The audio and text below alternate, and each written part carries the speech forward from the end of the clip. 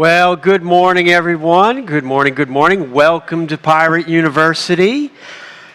I'm Joe Gilderson, President of Corporate Audiovisual Services, and we have people live in the room here in our Elmsford, New York warehouse, and we have people online on our Hopin platform. So I'm very happy to see everybody. Thank you guys for being here today. Now the clapping, yes. So when we first started this training program, it was 2014 is when we started this. And really the goal was to provide new stagehands an opportunity to learn skills that would make them employable, right? And to be able to contribute immediately and get a job and go to work and actually learn how to do stuff. And when we looked around, there really wasn't anything like that. There was some high-end, very specific training put on by manufacturers. There was a few other things. Some schools would have things, but you know, like many of you guys know, when you're in a school, everything's already wired and done for you, and you just walk in and they teach you how to push faders and how to do very particular things.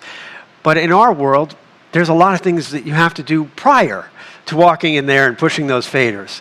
Like get the equipment on a truck and then get it out to the field, and then take it off the truck and then put it together right from the ground up. And I think that's a lot of things, a lot of the parts that have been missing. So either way, that's how we started all this.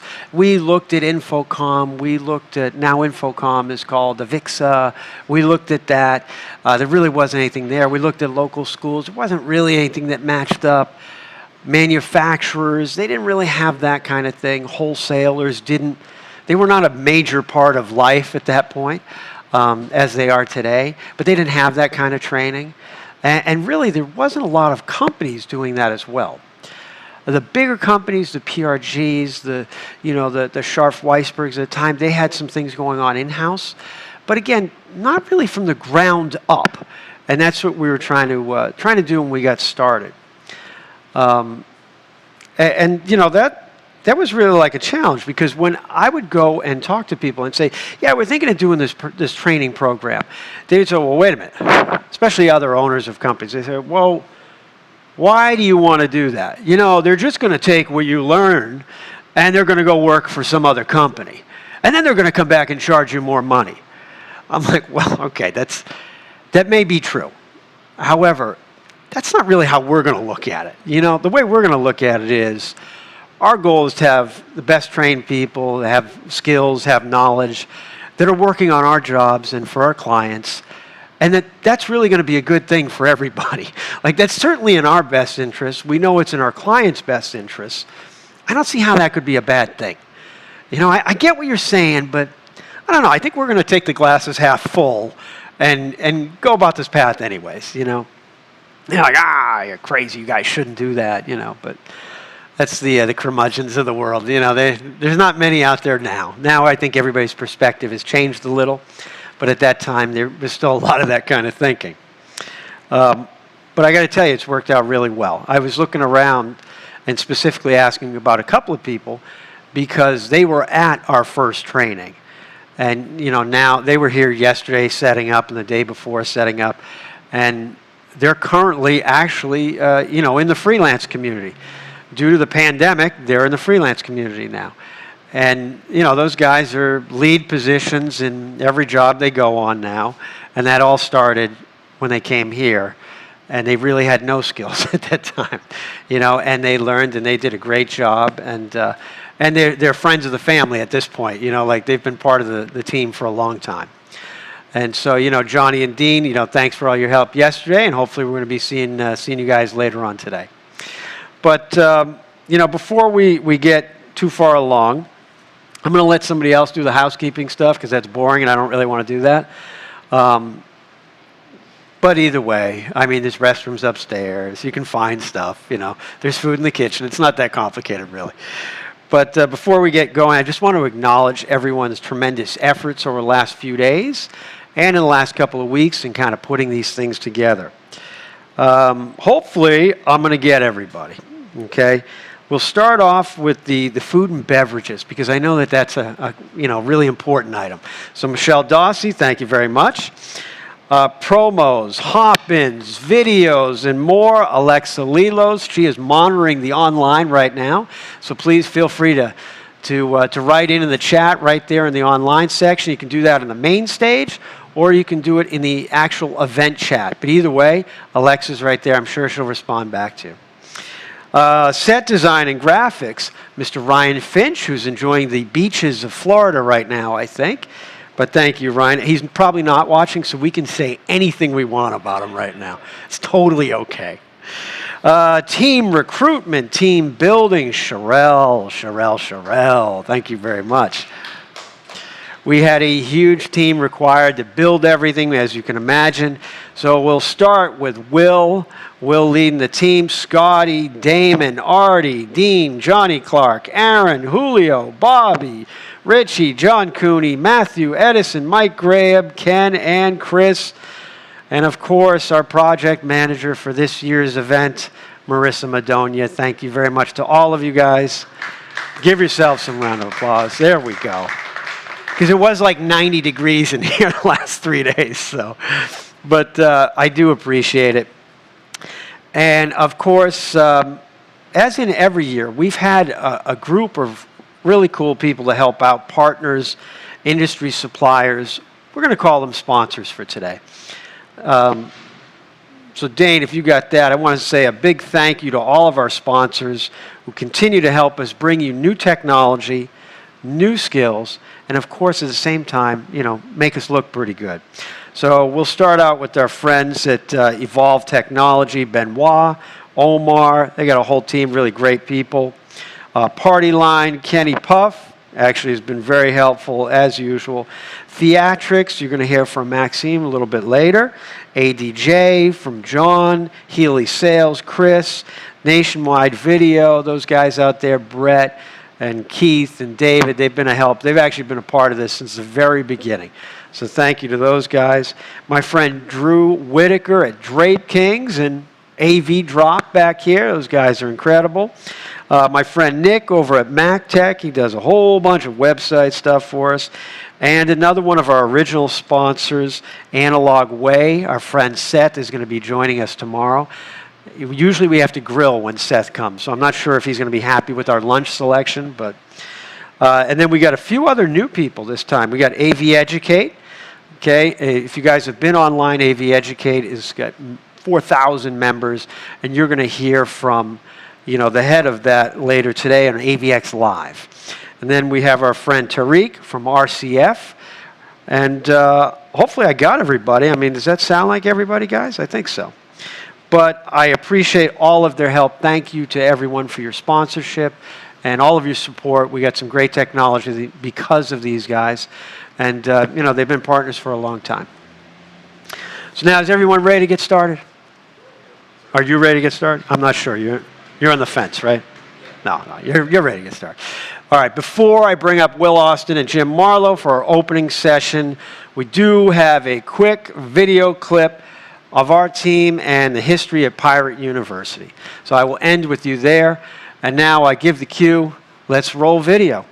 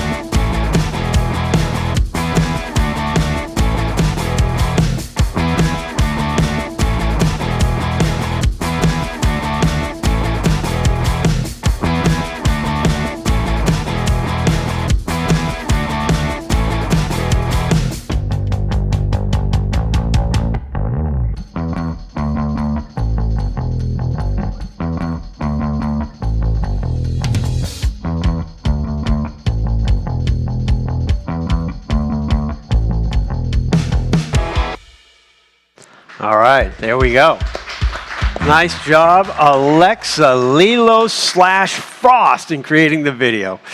All right, so we got our first session here, Stagehand 101, getting the basics just right. Look at these two smiling faces. Man, I don't know who those two are. They never smile this much. But we're going to bring up Will Austin and Mr. Jim Marlowe. Gentlemen, the floor is yours.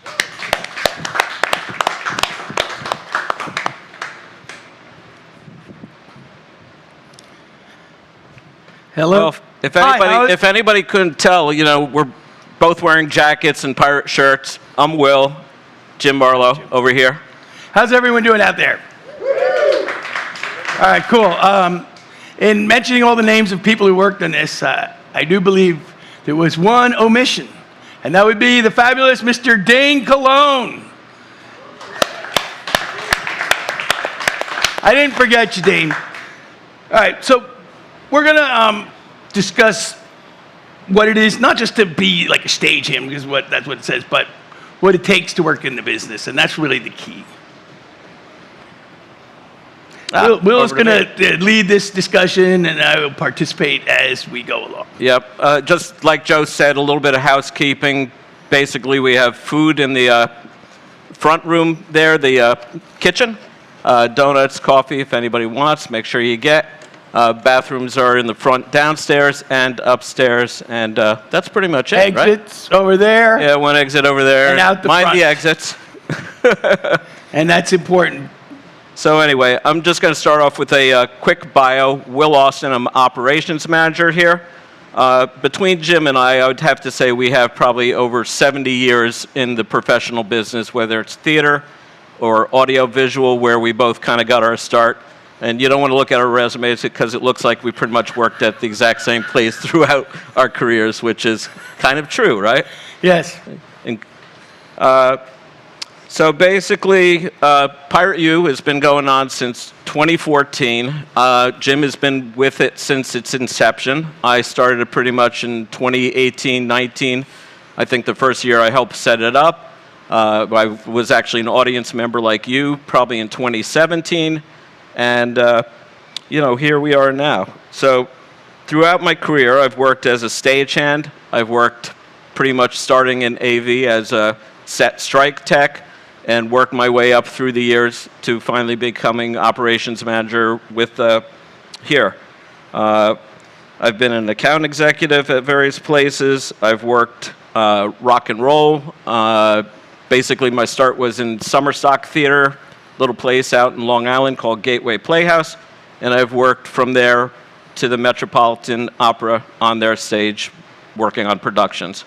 So small to large, been pretty much in this business my entire career. So it is actually possible to work in this business and earn a living.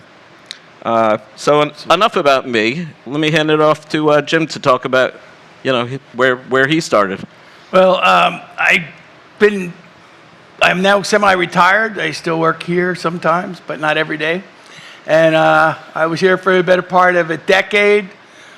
Started as operations manager and ended up as the director of operations and production.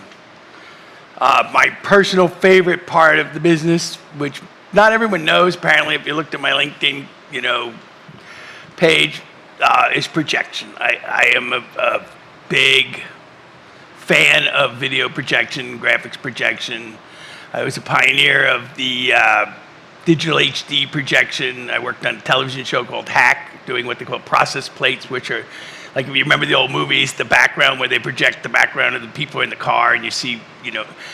But it was done with HD. It was very realistic. I worked on James Cameron's Expedition Bismarck at the National Museum of Natural History, and 3D HD, which back then was not a big thing. I also was recently nominated for Outstanding Use of Projection by the Planet Connections Theater Festivity for my work on Hedy, the life and inventions of Hedy Lamarr. And my favorite of all time thing I did with projection was projecting an 1895 sound film, experimental sound film at the Edison National Historical Site, which was a piece that it was on a cylinder, audio cylinder, and black and white film, silver nitrate film. And the two pieces were discovered and matched up after 107 years. And it was synced up on an Avid by Walter Murch, who won a double Oscar for film editing and sound in The English Patient. So that's some of my fun stuff. Obviously, I've been in the AV industry and television industry my entire career, but that's what I consider my career highlights. There you go, Will. I thought you were supposed to say next slide. Is that my Oh, cue? next slide. Yes, it's on your So script. we're not Next following slide. the script exactly, you know. All right. We're going to wing it here a little bit. Yes. Oh, see, I got this thing. I don't have to tell you next slide back there. So basically, I'd like to talk about what I'm calling transformative vision. So basically, you know, I started my career in theater, as I mentioned, and basically through the fact that, you know, using scenery, lighting, and other effects, you could basically create a space and a place and bring people to another place, or, you know, to help them with their storytelling. So, you know, imagine you're on the stage and suddenly the light is coming on to me, just a spotlight. Now suddenly I have the attention of everybody here in this room because the focus is now on me instead of someplace else. So, you know, sort of, this is our warehouse, and I guess the guy in the suit is not me. That's you, right, Jim? You can tell by Yeah, this. you can tell the snappy guy over there, snappy dresser, is Jim. So let's take a look at these next 3 slides.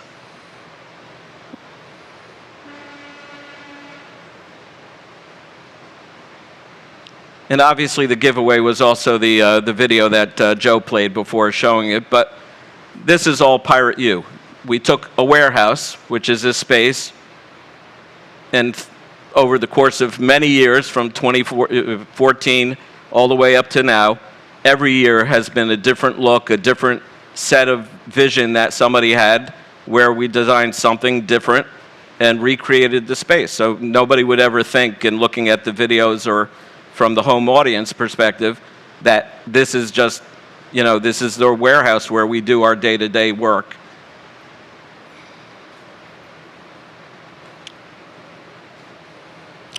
And so I think this one is, Yep. what do I got for you? Hold on. All right. a second. I got it. I'm not I got looking it. at my remarks. I got it. Because I Are got you done lost. with yours? Yes. Yep. So Basically, I should have put notes up there, Yeah, you know, so I sure. would have known where I was, you know. I don't believe that too many people, and I'm often proved wrong by this, but I don't believe that too many people would go into this business just for the money, you know, because it's not really about that. That's not why people get involved in this field. It's more of a passion. People have a desire to use their creative intellect and manifest it in a way that's going to help them earn a living. And there is no one way to start in the business. There's a lot of different avenues, but they all have several things in common. And basically, one of the things that we can do is tell you some of the things that we know that will help you. Now, obviously, some of you are more advanced. Some of you are basically really are beginners. But either way, this all reinforces the idea that there are certain principles that if you follow them, will help you be successful in the business and have a successful and lucrative career. So speaking of advice, we're going to go to the next slide here and start off with dress code. There you So, go. I mean, today Jim and I are presenting, so we're going for something a little more spiffy, wearing the jacket. The dress code's going to vary from job to job. Typically, we're going to send out emails with your details of what job you're going to and where and what the dress code is. So it could be anything from a suit and tie one day to what we call Cavs black, which would end up being our polo with the logo. Just a regular black polo shirt. If you don't have the logo, is fine. Black pants, and pretty much black is what we wear most of the time. Business casual occasionally. Jim, do you have more you'd like to add on that subject? Yeah, I do. I say dress the part. You know, if this was a role in a play and you were told you're going to be a stagehand or a production person, what would you wear? You know, what would your costume be? And really the key is make sure it's comfortable, because you're going to be wearing it for a while, that it's presentable. We're in a corporate business. Obviously, in certain other businesses, It's not quite as necessary to be totally presentable. In the corporate world, presentable is a big deal. Make sure it's safe. You know, it's not like loose parts that can get caught on something, or, you know, and just something that you will be comfortable working in all day. Now, as regards to color, as we already mentioned, you can't go wrong with black. Whether you're working in corporate or you're working as a rock and roll stagehand or a theater, you can't go wrong with black. Now, usually I recommend either a black t-shirt if you're just on a setup crew, or a black polo. Now, if you're specifically asked to wear a shirt with a particular logo, which often happens, one, either you're working for us and they give you some shirts, say, hey, when you work on our show, wear the corporate AV. Or once in a while, I've even seen where they actually give you something to wear during the day. Here, we want you to wear our shirt during the day, so that their clients recognize that you're on that team. Otherwise, no logos. Basically, the less you put out there, the better. The other thing that I found about that, I'm going off script here for a second, is that when you don't wear a logo, people don't necessarily know who you're with. And sometimes that's a good thing. Like if you're working on a non-union crew that's working with a union crew, you don't want to be immediately recognized for being a corporate AV person, but you want to be able to get this person to do what you want. By not wearing a logo, they don't know who you are or where you're from, so they have to be careful. If they see that you're with the company, they might have an attitude, oh, these guys are non-union, blah, blah, blah. But if they don't know, I was working on a show one time, and they thought I was working for Paramount, and I was actually working for Staging Techniques, and they hated Staging Techniques. But they were all very polite to me and very careful around me, because they didn't know. So that's the idea of not wearing a logo. The other thing, some venues will let you wear shorts. I recommend against it, no matter what the temperature is. And the reason is, if it's a choice between ripped pants and ripped skin, I'm picking ripped pants every time. So there you go. Yeah, I'm going to add one more thing to that. There are times when you're going to show up on set wearing a logo from a different client or vendor that you've worked for. That's a big no-no in the industry, because typically you're there to represent, you know, if you're working for corporate AV, try to wear corporate AV. I wouldn't recommend the pirate shirt that we just gave out today, because that's not really client presentable for today's event. It's good, but if you are wearing one, somebody might walk up to you with black gaffer's tape and put tape over that, and that's a quick way to get rid of that logo. But that's why, you know, plain blacks will work better, you know, because then there is no branding at all.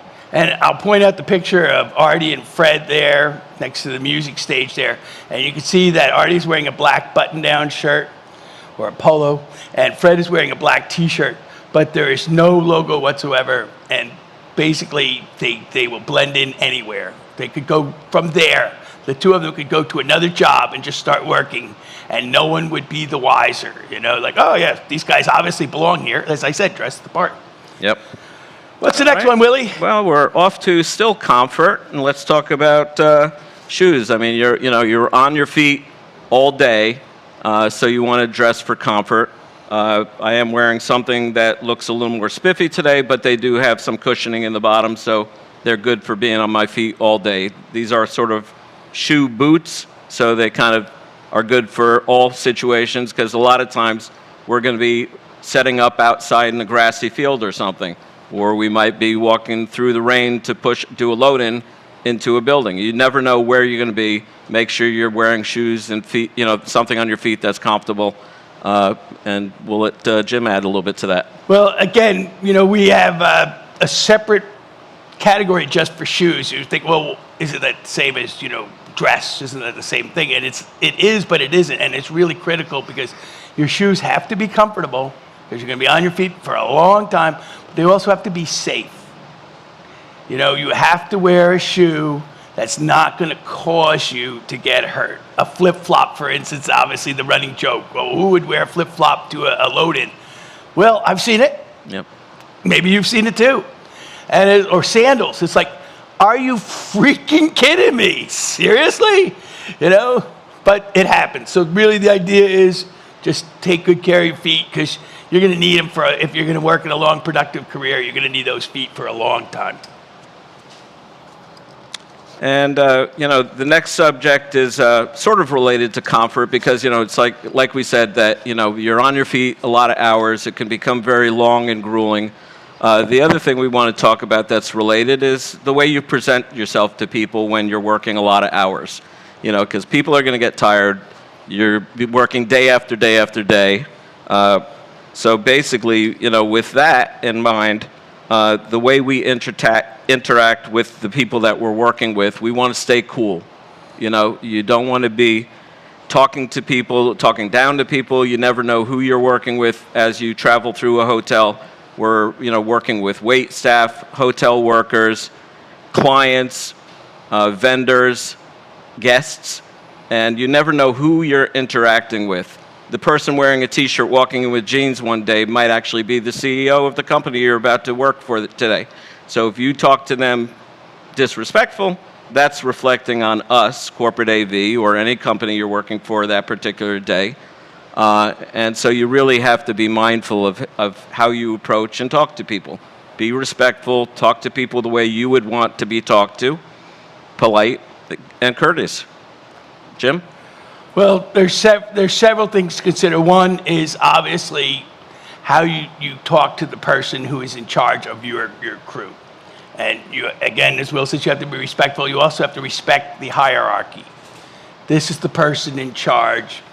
You need to listen to what they're telling you and do what they ask you to do, At times you'll have some opportunity to discuss it. Hey, I had, and you take them out offline, obviously. I had an idea that, what do you think if we tried to do it this way?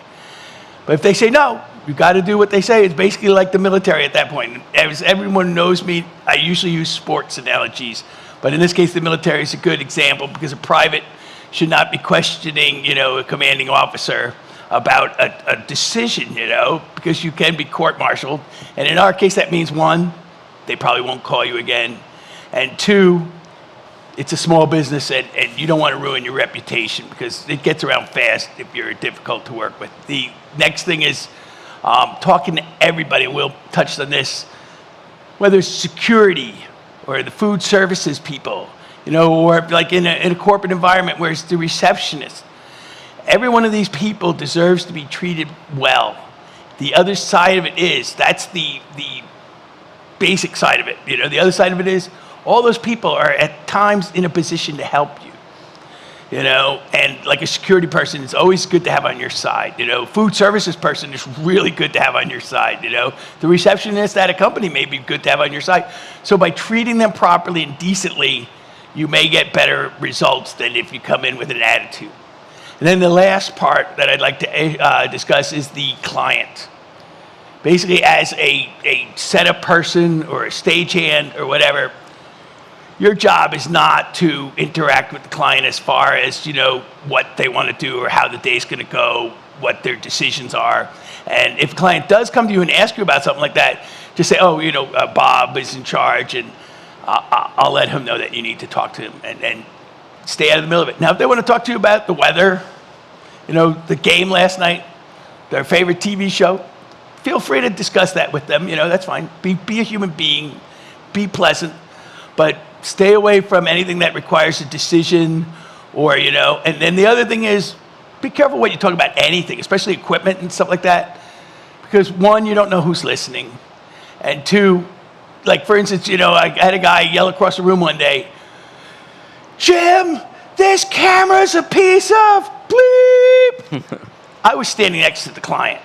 Now, the client doesn't want to know that the equipment that you sent is somehow questionable, And in this case, it probably wasn't. They're just having an attitude. But it's not worth it, It's not worth getting one moment of, stress off your shoulder by yelling or cursing or whatever for what the problems that you just created. It's just not. So the best thing is to always keep your tongue, weigh out what you want to talk about, and with whom, and also be polite, courteous, and professional. So the one time that I would disagree with us being, sort of respectful and careful about what we say, if there's a safety issue, if a light pole is falling and you need to get people out of the way, speak up loudly, firmly, and, make sure no one's going to get hurt, because that takes precedent over everything. So basically, we bring this up because it's just some examples of some really stupid things going on here, as you can see. I wouldn't try really any of these. I mean, lifting a forklift, lifting explosive gas, maybe not a good idea. And you sort of get the picture. The fact is, we don't want you guys to get hurt when you're working with us. There's plenty of examples and times that many of us experienced people have done something kind of stupid. You're doing a setup, there's some drape that needs adjustment. Oh, I see a rolling case, I'm going to roll that over there, I'm going to stand on it, and I'm going to do that. And I've done it. Maybe not for calves. We're not videotaping this, right? So it's going out over the internet. Oh, okay, well, But don't try that at home. You should be very careful. Anything that you do, you should think about it first. Make sure you find the right tool or the right equipment. Get somebody to help hold the ladder if you're going on a ladder. Don't put it in a bucket truck. Don't put it on top of something else unless it's a safe thing that you're doing. A ladder on the stage is one thing. Don't be too close to the edge because, unless somebody's helping hold and foot that ladder, make sure you're thinking safety when you're working at heights. Jim, you got stuff you'd like to add? Well, also, I'd like to continue with what Will was saying about being free to talk. And this is one that does go against the general rule, and that is, if you see an unsafe situation, you should bring it to someone's attention. Obviously, better not to bring it to the client's attention, because the client doesn't need to worry about that. But talking about hierarchy, you should go right to the person in charge and tell them that you have a concern. And as a professional, I believe that this is an unsafe situation, and I believe that we need to come up with a better solution. And they can get mad at you if they want, but they're wrong. You should never be asked to do something that is unsafe and could hurt somebody, break equipment, cause property damage. You don't want to be responsible for any of that stuff. You don't want to be the person who let that happen, whether you're a stagehand or the supervisor on a show. That being said, there are two types of injuries I will discuss real quickly that happen on a job site. Now, one, you can minimize these. These are minor injuries. You get hurt. Accept the fact that what we do is pretty rough, and once in a while, something's going to bang in your shin or pinch your skin or something. Once in a while, you're going to get hurt. As my friend Rick Evers used to say, if you didn't plan on getting hurt, why'd you bother coming in today? That's a different type of injury, though. But I will mention a couple that I will warn against. One is latches sticking out on a case. And Will already mentioned standing on a case. Don't ever stand on a case. Whether someone tells you to or not, don't do it. A latch sticking out is extremely dangerous. And I mentioned the ripped pants and ripped skin. One of the best ways to do that is with the latch. Now, it should either be closed back up, which makes a couple extra seconds of time to open it again, or it should be folded all the way down. And sometimes, if you know it's going to be open all day, then you can take a piece of gaffer's tape and tape it down so that it's folded down and covered with a piece of gaff tape. The latch is very dangerous. Another one, very popular way to get hurt, is a telescoping device, either a drape pole or speaker stand. And as you're loosening it, it starts to slide like this, and it grabs a little piece of your skin here, and you get a little blood blister. Now, this is fairly common. Be careful. Just be aware that this happens, so always keep your hand a little bit away from where that sliding piece is so that doesn't happen. Now, the reason I can tell you about that, because, of course, it's happened to me more than once. Now, those are all what I call minor accidents, and some of that's going to happen no matter what. The other one you have to avoid at all possibilities, you must avoid this at all costs, is a career-threatening or career-ending injury. Falling off a ladder, falling off a ramp on a truck, something like that, having a case fall off the truck onto you. These are ones that can end your career. Do everything in your power, one, to prevent that from happening to you, but two, to prevent that from happening to anybody. Because not only would it suck to happen to you, but you don't want to be there when it happens to somebody else. And as Gary Cowperthwaite, our safety advisor from the payroll company, said, it's a lot of paperwork. There you go, Willie. Yeah, I mean, that's very true. I do remember early in my career, I was working in rock and roll where we were building the steel frames for large concerts. This one I think was Citi Field, but during that time in my career, people were not as safety minded. They were not wearing harnesses, clipping in around the steel that they were working when they were climbing. During that time, I mean, I wasn't on the job, but I did hear of somebody that I knew that took a fall from a high height during that type of build and was injured. I mean, it put him out of work for years, and that's not a place anybody wants to be. So think safety, do things right. If you're not sure, ask a supervisor. And in the specific situation that Will's talking about, he fell from 80 feet. Yeah, probably. I know the story. Yep. All right, this is a good one. Here, let me start. I know. I'm leading you. Pay attention to this. Okay, tools and stuff like that. What we have pictured here is like a multi-tool. There's a crescent wrench, pipe wrench, little pouch that you could wear on your side with a handful of tools. What I'll have to say on that is bring tools that you think that are going to help you get the job done. If you feel gloves are going to be helpful, to go back to what Jim was saying about your hands getting blistered or pinched, there's certain things that you're doing. We're dealing with black iron pipe, setting up lights. You're going to be focusing lights, which are very hot to the touch. Gloves are going to be helpful in that instance. Otherwise, you're going to burn your hands. Bring what you think are going to help you, and you should know how to use those tools, what they're called. If you're utilizing a screwdriver, know the different types of screwdrivers, whether it's Phillips, straight, Torx, Allen keys, or whatever. A lot of people will carry a tool, some type of blade with you, whether it's a mat knife or a small Leatherman has a blade. Make sure any blades that you have are legal. I mean, if you're in New York City and have a big, hunting boa knife on your side, guess what? You will probably get stopped, arrested, and not make it to your gig. That's not a place you want to be. Be mindful of the local laws of where you are when you're using a knife. And if you have one, be discreet about it.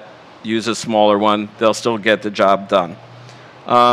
Jim, what do you want to add? Well, it's funny. If you were to ask some people, and I've seen actually lists, some people will tell you what they think you should bring, and it's this huge list of stuff. And it's like, well, I don't say that you need to have that much stuff. You do need something. Obviously, the multi-tool, which is shown pictured here, and a crescent wrench, those are really good things to have. The thing is, you cannot be the person who doesn't have anything, because people will figure that out. This guy doesn't bring anything, But if you have like a multi-tool, or if you have a mat knife, or if you have a tape measure is very popular both with your fellow workers and with management. It's one of these, and this is how this always goes in these. Like, does anyone have a tape measure? And you're like, I do. Now all of a sudden you're the popular guy for 30 seconds. Oh, he's got a tape measure. Great. So we measure something out, and it's like, I had this guy to tape measure. Here's one you should always have: a BNC barrel. Everyone who has a BNC barrel, maybe there'll be hundreds of these on a job site. Maybe they're short one. Maybe they don't have any. Does anyone have a BNC barrel? I do. A Sharpie. Sharpie's very popular item. All of a sudden, like, does anybody have a Sharpie? I have a Sharpie. Now, we worked with a guy who had an aluminum pipe wrench and a saw, and he had a utility belt like Batman. Now, I'm not telling you have to do that, but he was a very popular guy on site too. But you have to have some kind of tools so that people don't think you're that guy.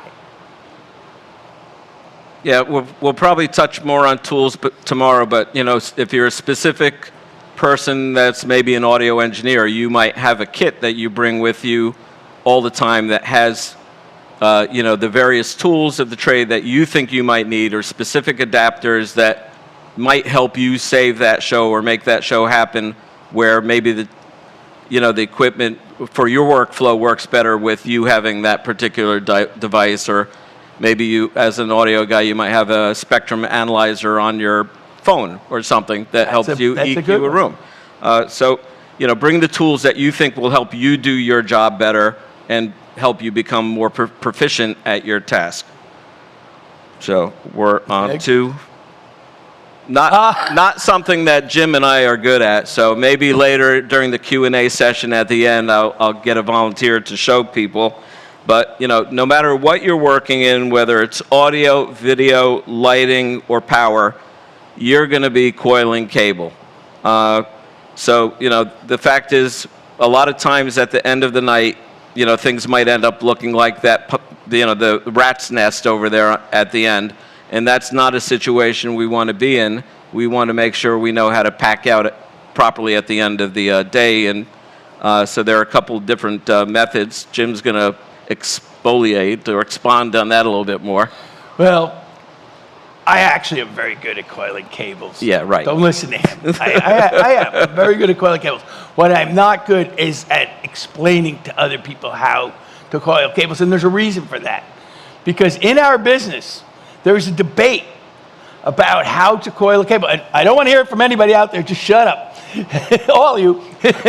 And there are various methods that people will tell you is the only way to coil cables. And one time during Pirate University, I brought this up and actually started almost a fist fight, an argument with two parties, like just yelling at each other. They were both wrong. So I'm not going to tell you how to coil a cable, but I can tell you as a beginner, and this obviously, anybody who's not a beginner, you already have your own way of coiling a cable. Stick with it, that's fine. But as a beginner, you need to learn how to coil a cable. You need to learn how to coil it quickly, and it has to be aesthetically pleasing.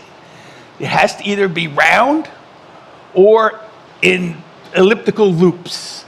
And the real key to coiling a cable, which will come with expertise and practice, is it also has to be able to uncoil immediately. The way you see, they actually have cable coiling contests, and the way you see, one of the ways they test it, they grab one end and they throw the other end out, and if the other end just goes all the way out and uncoils itself, that's a perfectly coiled cable. I'm not telling you need to do that right away, but if your cable looks like it's wrong, you will get shit from people. They will say, what? For instance, I love this picture here. Now, I will tell a little anecdote real quick. I'm helping a friend set up a little audio system for a store opening. And so I had some power running out to where the speakers were. And a friend of mine, someone we know, decides he's going to help me at the end of the day. And he gives me back the cable, and it's coiled up in such a way that I'm actually laughing inside. I'm like in hysterics. And I want to say something to him, but I'm like, no, I have a better and more cruel way to do this. So I go back home, I take a picture of it, and I post it on Facebook. I immediately started getting comments like, death penalty, like, this person should be shot, and then so finally he sees it and he makes some comment, and I said, yeah, I know. I said, I was trying so hard not to reveal how I felt about this, and I just couldn't wait to get home and post this on Facebook. Now, somebody else said, oh, you're so smart, like, show us. So I take the cable and I coil it into a nice, aesthetically pleasing coil. Not necessarily a good coil, but it looks good. And I post that picture. Now, this is what it's supposed to look like. So really, it's key. If you don't know how to coil a cable, go grab a bunch of them, uncoil them, and just start coiling them up. I'm not going to teach you how to coil a cable. But if you don't know, someone will figure out that you don't know, and you don't want that. Oh, one more little anecdote about that. When I worked in rock and roll and I had to coil cables really fast, I developed some system like this where it was like driving a car with the steering wheel. I have no idea how it worked now, but in those days it was really fast and it always came up with a perfect coil, and everyone was amazed. What are you doing? And there you go. Back to you, Willie. That's pretty good. So hopefully during Q&A we'll get somebody to try it, and they could show us the 3 or 4 different ways they know how to, or the ways they learned how to do it. All right, just get back to Q&A just for a second. Keep going with this, but we do want to hear from you. We want this to be a dialogue. We want to discuss this with you. So when we get to Q&A, please talk. Yep, thank you. So the people that are just starting out are going to be starting out mostly as stagehands, helping load cases in, learn what we're doing, learn how to set up drape, and work in various departments, whether it's lighting, audio, video. So really during that time, you're going to be exposed to a lot of different stuff, but at a certain point, you're going to probably decide, and some of you might have already by making a choice to go to, School of Audio Engineering or some other place where you've started to learn a particular subject and that maybe that's where you want to become an expert.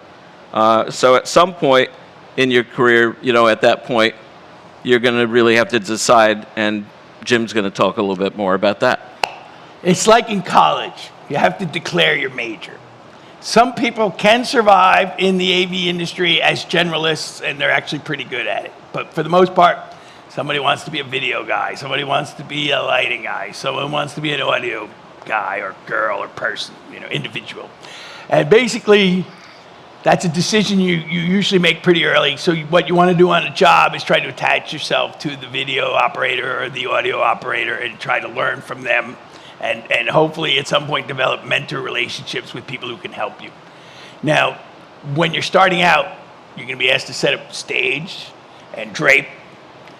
And you have to do that willingly, and you have to learn it really well. And that's going to help you be able to do whatever else you want to do, because people will see you and say, oh, that person works hard. I would like to have them help me set up my audio, because they look how hard they work, And if you try to slack off on that kind of stuff and you're just getting started, people are going to notice, and somebody's going to say something to somebody, and you may miss out on opportunities that you would have gotten otherwise. So it's always good just to do whatever you're asked to do and do it really well. But at the same time, keep in mind that I want to be an audio person. I want to be a lighting person. I want to be a video person. And this person here can help me. They can be my mentor. They can train me. Yeah, and typically, just going back to that for a second in terms of, the beginning role, you're always going to be teamed up with somebody. So we're not going to take somebody brand new that's never done, setting up a stage or drape and send them out on their own with a pile of gear and say, good luck. We're going to team you up with other people, put you in with a larger group of people. That way you're working with a partner. You'll learn from that person. They'll help you in the process of learning how to set up a screen or set up drape. So you're not out there by yourself. We're here to support you. The next thing we're going to talk about is sort of the grueling nature of audiovisual, especially during a busy season. Anybody that's gone through this before can understand that, we start off in September and we're going very strong straight through mid-December. Lots of hours, lots of long days. You're getting up early, you're showing up at a venue. It can sometimes feel like a grind.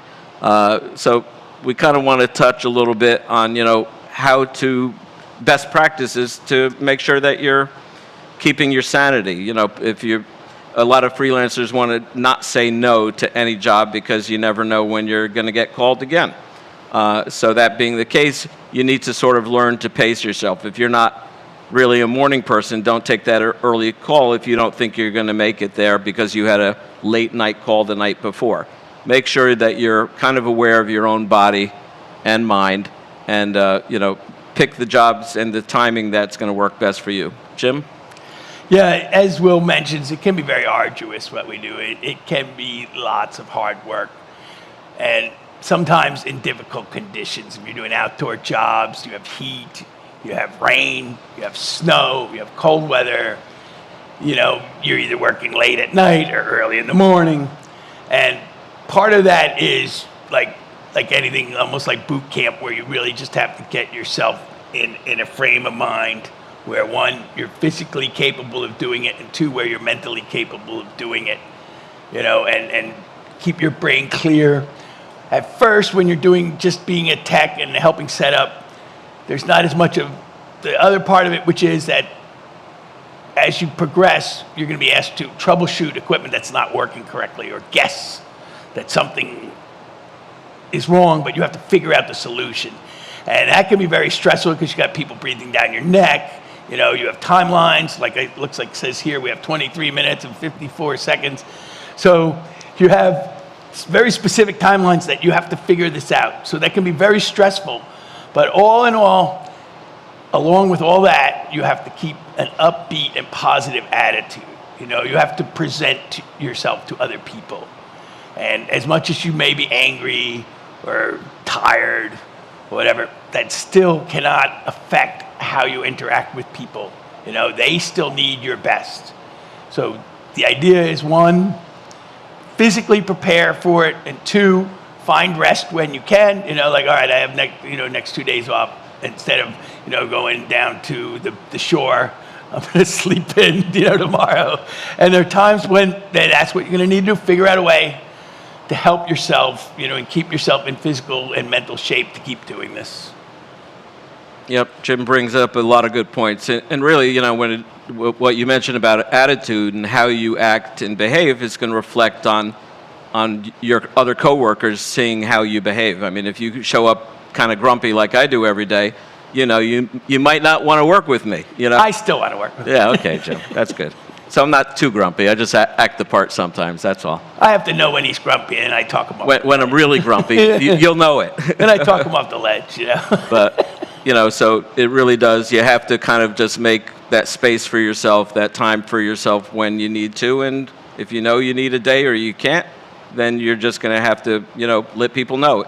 And don't worry. I mean, we understand when people say no to us that they have something else or another commitment that day or another job, or maybe they need that day off.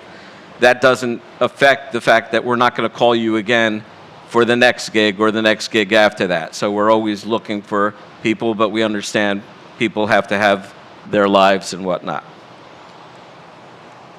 So I guess the next subject is, what comes next from, your beginnings as an initial stagehand. I mean, you can have a career being a stagehand. There's nothing wrong with that. There's plenty of work in that industry. But, in terms of opportunities, Jim's going to speak a little bit to that. Well, and this, some of these things, as I've qualified, some are more for beginners and some are more for more advanced people, things we've discussed. But this actually applies to everybody. Always be aware of opportunities. Opportunities will be placed in your path. It's up to you to recognize them. But there are ways that you can, prepare the path so that opportunities will come your way. And the example that I wrote in this piece was basically, I was talking about years and years and years ago, I was working at the Asbury Convention Hall on a Blue Oyster Cult show. And I was with the house crew, assigned to work with the road crew that was setting up the show. Now, I was assigned to the audio guy, the A1, and he and I hit it off really well. Now, right there is part of what I'm talking about, is you put yourself in a position where your qualities and your skills can be recognized. You do a really good job, and you interact with this person on a personal level that is both pleasant and amenable. You're making their life easier, you're making their day better, you cracked them up, you told them a joke or whatever. You've done something to lighten the mood, but you created a bond with this person. Now, our business is all about creating bonds with everybody. If your supervisor is your boss for the day, create a bond with them. If the client is important, you're like maybe operator and you have to interact with the client, create a bond with them. Some kind of way, a shortcut that you can communicate with this person on a personal level that works for both of you. So in this case, I had done this with this guy, and anyone who's ever seen a Blue Oyster Cult show or knows much about them knows there's a lot of gear. They travel with a lot more gear than a lot of bands, and some of it is just decoration. I mean, they have a Godzilla in the truck, they use for some shows, and some shows, oh yeah, don't bring the Godzilla in today, so. The setup went into the time when the house should open, and because they're still working on it and there was no way they could hold the house, they opened the house. So the house, all these people come pouring in. I was done. I'd set up all the mics. I'd done, plugged in everything in the Subsnake and done everything he'd asked me to do, positioned all the mic stands and the monitor speakers. I was done. So I went up to the crew room. I'm sitting there just waiting, basically waiting for the show to be over. It's what you're doing at that point. And someone comes running in and says, oh, the sound guy wants you on stage right now. I'm like, I don't know what this is all about. So I go down, and he says, go out and test the mics. I'm like, cool. So I go out to the first mic, and I say, test, 1, 2. And the crowd goes like, ah. I'm like, wow, this is pretty freaking cool. So let's go test the next mic. Test, 1, 2. Like, You're a rock star, Jim. This is what it felt like. This is quite the experience. I get to the center mic. He goes, scream. And I go, yeah! And the crowd just erupts. They're like, oh my God. They're cheering, they're yelling. This fell off my ear. So that was the experience. I had this incredible experience of knowing what it was like to be a rock star just for a minute, And it was wonderful. And it was created because I had allowed this opportunity to occur. I had encouraged this vibe of working with this person to the point where he wanted to reward me by giving me this experience. He could have asked anybody to test those mics. He had other guys he was working with, He would say, hey, Bob, go test the mics. So I would say, well, go get that guy. I want him out here to test the mics. And the opportunity was created because I allowed it to happen. I encouraged it to happen. I became the person that deserved that opportunity.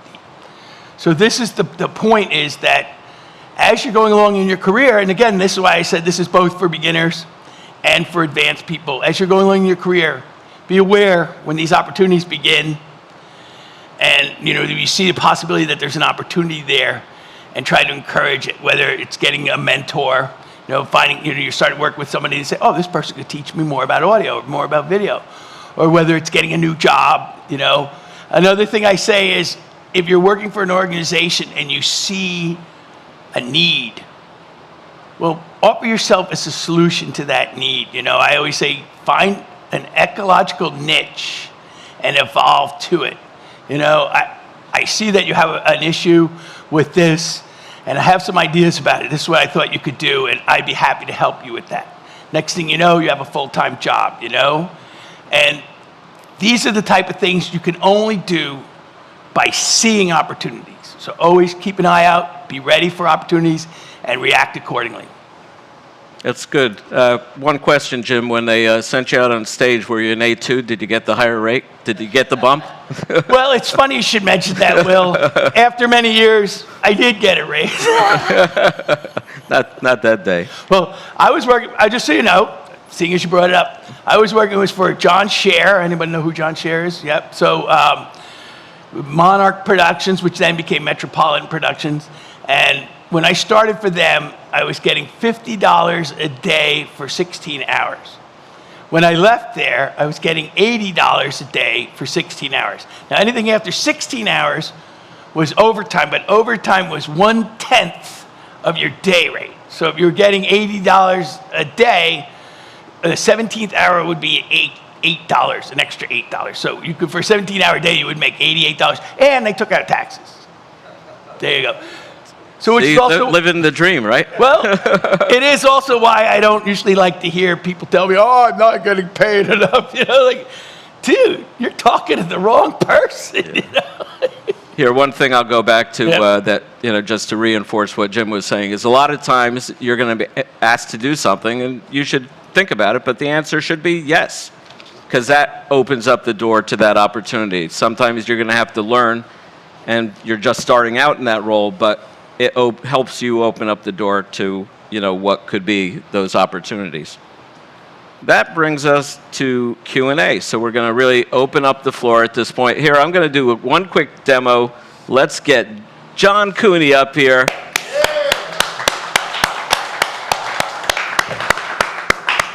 And John's going to do a little, I don't know, are you an over-under guy, or are you a straight coil looks guy? Looks like Damon's got a cable, too, here. Oh, is Damon going to do some I don't know. It looks like he has a cable. You want to coil a show? John. No, I brought my own. All right.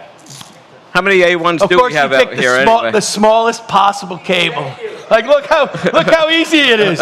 Zip, zip, zip. Chef of the future. Chef of the future. That's what it's supposed to look like when it's done. Yeah, okay. That's perfect. The Velcro got caught there. There we go.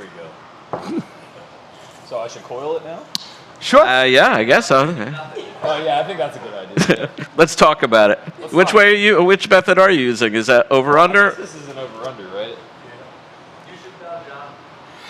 Now, nice job, right? Now, one other thing I will say, and this is what I did mention, it's uniform, and so therefore, no one's going to come up, even if it's wrong, and say to him, "That's not the way to coil a cable." But if it looks wrong, or if it has a knot or a kink, someone who's a smart ass will comment on it because they can. Now, getting back to the whole question and answer thing, whether you have a question and answer or whether you just want to say something, because obviously you've all been there, you've all experienced some of this stuff, feel free to talk. There are two mics, just one over here and one over there. So Marissa's holding a mic. Who's got their hand up? Anybody? Johnny Clark. Johnny Clark's going to say something. All right, Marissa. I know. He doesn't know what to say. He's on the spot. Have we talked about safety yet?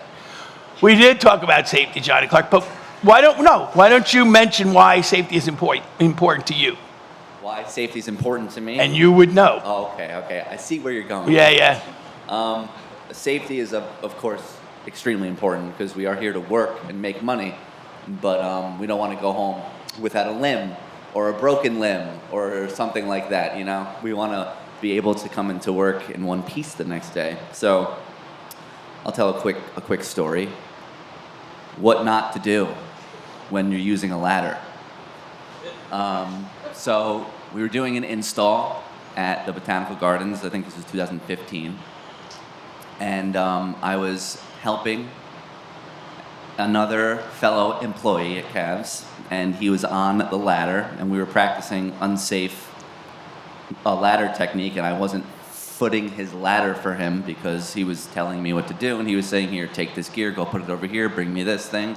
He was up on the ladder, and I was dropping a piece of gear off to pick up another piece of gear, and I turned around to bring it to him, and he's in free fall. He was on the ladder was stretched all the way out. He's in free fall, about 20 feet up in the air or so, maybe 15, and he just came straight down, broke both of his ankles. I had to take him to the hospital. I had to ride with him in the ambulance, and it took some time to kind of, get over that for me and for him, obviously too. It took him. I'm sure he's still not the same, but it taught me a valuable lesson that safety is first. You can get hurt so many different ways on this job, so we all have to work together.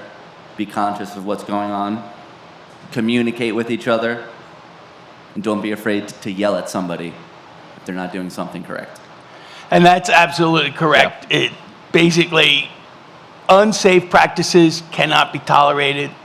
And as I mentioned, whether you're just beginning or whether you're an experienced, seasoned professional, if you see something, say something.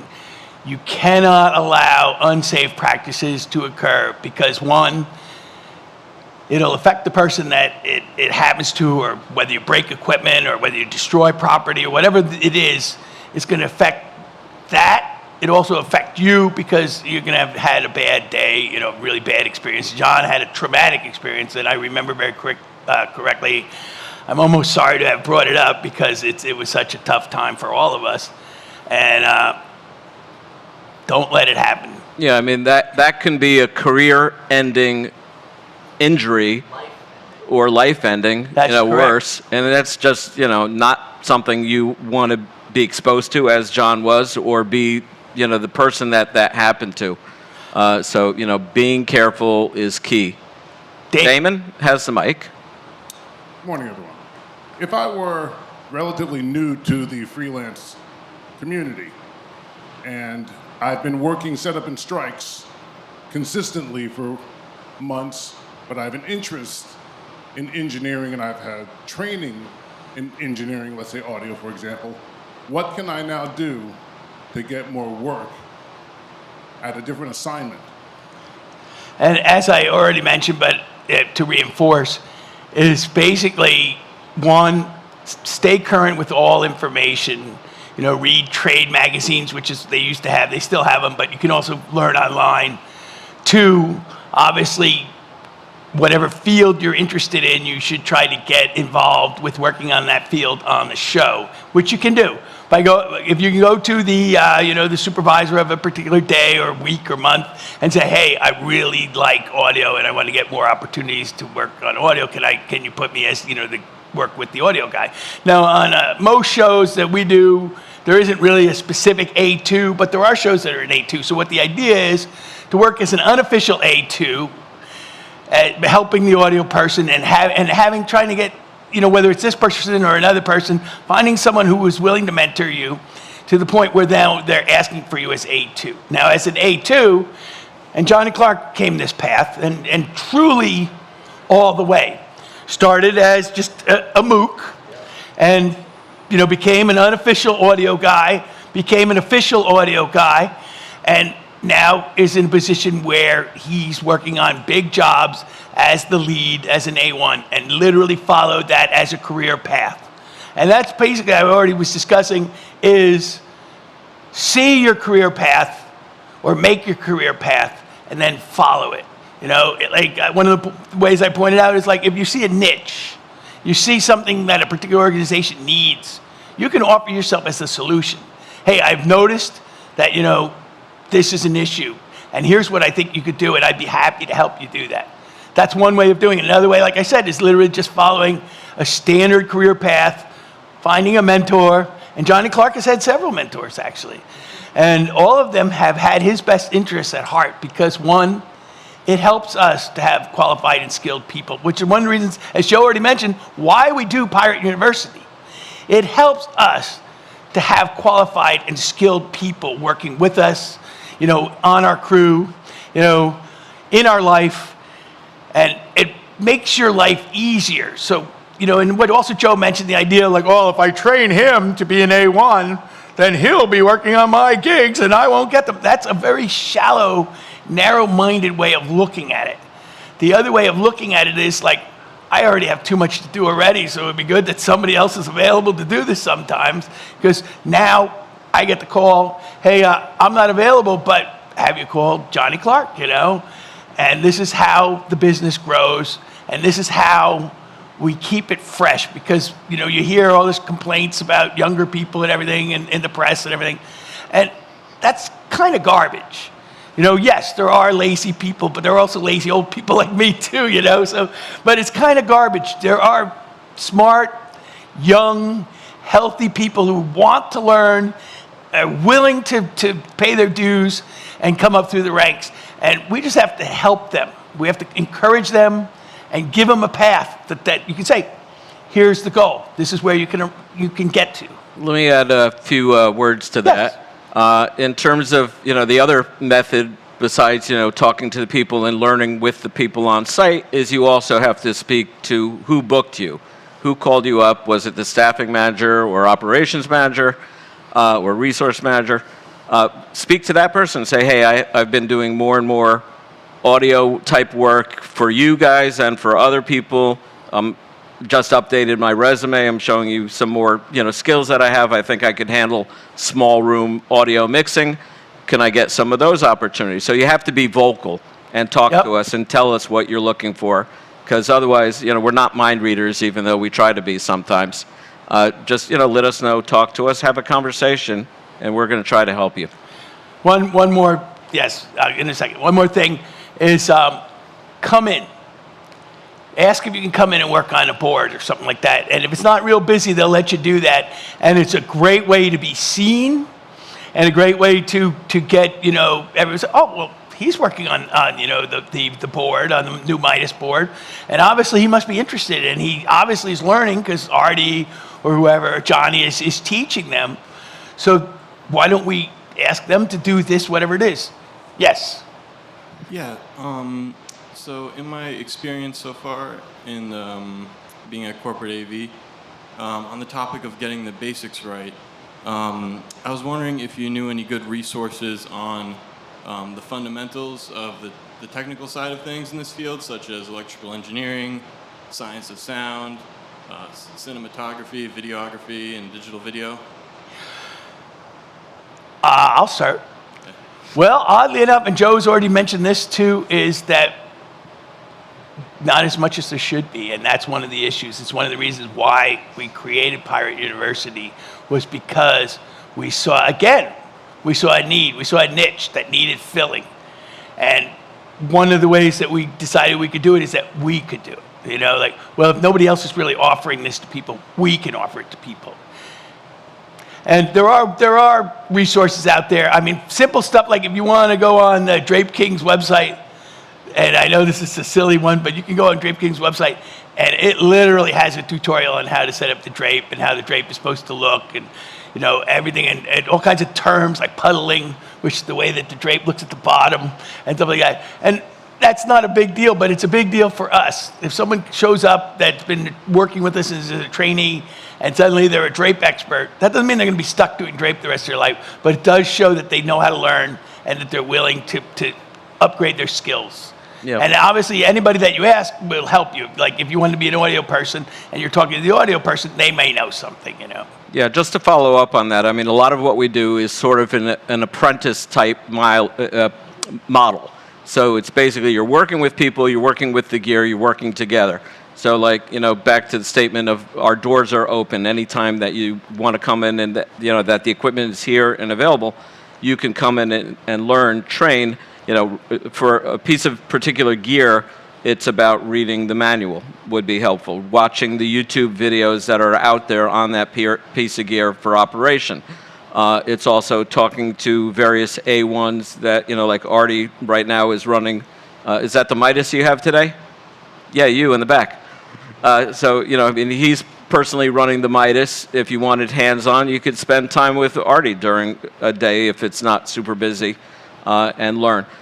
There are also books available if there's still any bookstores out there. I remember I picked up one year. I mean, I'm not an A1 and I've never been one, but I was curious about what the process is and like you said, some of the fundamental things that are part of that. And I found some thick book written by the Brits, and I couldn't understand half of the verbiage because they use different words for everything, even though it is English, right? Sort of. But basically it did talk about some of what you're talking about, those fundamental things. Using Wikipedia on the internet can be a resource. If there's one particular subject that you really want to go in depth and learn, like audio engineering, you might decide, okay, I'm going to go to School of Audio Engineering where they have a course that will help me gear towards that. Same in type of electrical, there are fundamentals and various courses or BOCES or different organizations and schools that can help you become very narrow and focused on one particular subject. Trying to learn it all is going to be, master of all trades, jack of all trades, master of none. What do you pick? I mean, learn what you're interested in and seek out that knowledge. It's there. We don't have too much more time. So. I'll wrap it up. Okay. Because I do have one more thing to tell you, and I will mention this to everybody, and that is LinkedIn. LinkedIn offers a variety of resources, of training programs, of, again, ways that you can connect with other people who are experts in their fields, that are willing to teach, that are willing to mentor, and everyone should get a LinkedIn page, and you can sign up on my page. You can send me a connection request. I'd be happy to join you. I just want to say, and we're out of time, it is a way to have a lucrative and successful career. I don't know a lot of people who've gotten rich from working in AV or television, but I know a lot of people who have supported their families and led a decent lifestyle by working in this business. We thank you guys for being here. Thank you so much. Wonderful. You were a great audience. Thank you, gentlemen. You guys are like real pros. It's almost like you've done this before. Yeah, maybe. Yeah, a couple of times. Only for a few years, I guess. Well, listen, thank you guys for all of your expertise and knowledge. You're We're going to welcome. have people wrapping cables soon, right? Nice. I mean, we got to get some physical stuff. Listen, we're going to take a break for next 15 minutes. You guys can move around, do some things, and not be sitting in a chair all day, because I don't want to call anybody out, but I will if I have to. And no, let's take a break. To Matthew, to your question about other places that maybe you can find different things. Two of our sponsors, Evolve Technology and Nationwide Video, both actually offer a lot of high-end training right now, mostly video related. Okay, and tomorrow we'll have a gentleman. Tomorrow? No, today. I'm sorry. This afternoon we'll have Tariq will be in from RCF. You can ask him on some of the audio side. And then, of course, we have another resource available to you because Aaron and Artie and Gabe and John all worked on some videos that are going to be, right now they're in the Hopin platform and they're in the trade show booth. Later on, they'll be on the YouTube site, and then you'll be able to pull some of those. Those are very specific to X32, and there may be some other videos, but that's all in depth on how to use it exactly, how to group things, how to use the buses, how to route things. So let's take a break. Everybody move around a little bit, and we will come back for Theatrixx. We're going to talk some Xpresscue and LED tiles. Thank you, thank you.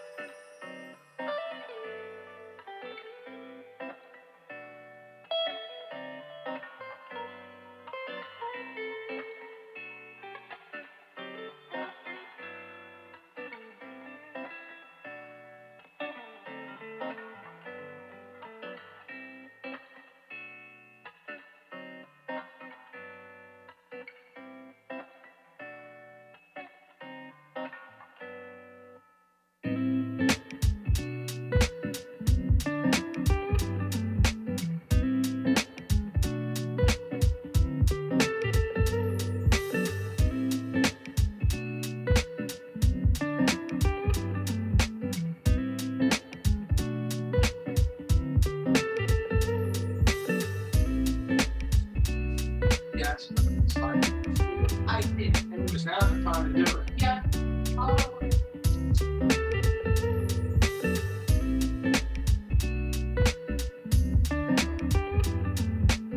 Joe. Hey, how are you? Hello. How are you? Can you hear me? Yeah, I can hear you fine. Okay, great. Sorry, Joe, about that. For some reason, I had a Teams invite and the same, and I click on the Teams, but none of this. Oh, I understand. I think it was on the bottom. We just switched Yeah. over to Teams, and now it's putting it on like every scheduled thing. Yeah.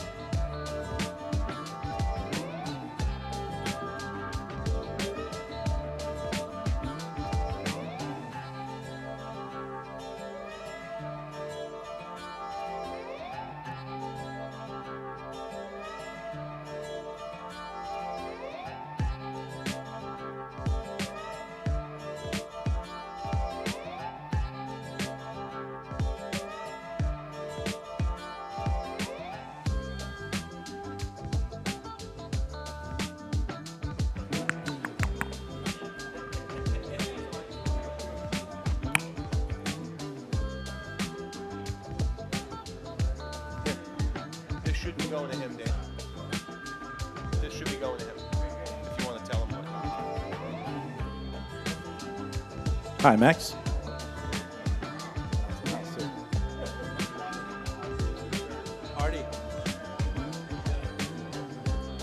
Artie, can you take me out of the house? This was going to the house too. Oh, okay. Hey, Max, can I get you to just do a screen share test, please?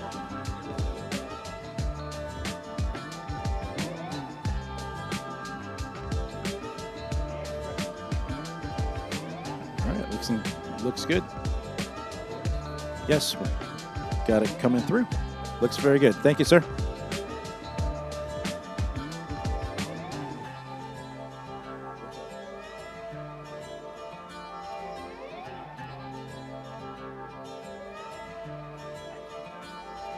Oh, that's gonna be up on stage.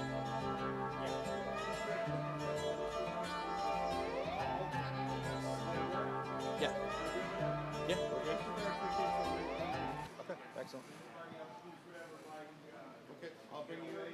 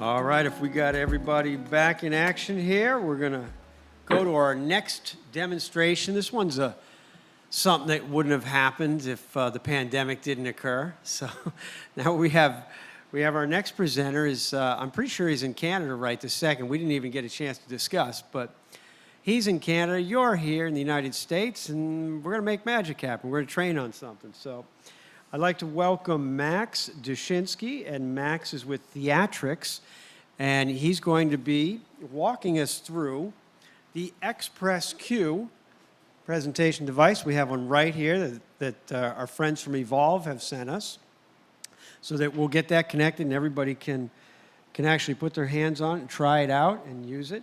And then he's going to talk a little bit about their new series of LED tiles. But from this point, I'm going to let Max take over because he knows a lot more than I do about this. So take it away, Max. Thanks, Joe. Can you hear me properly? Yes?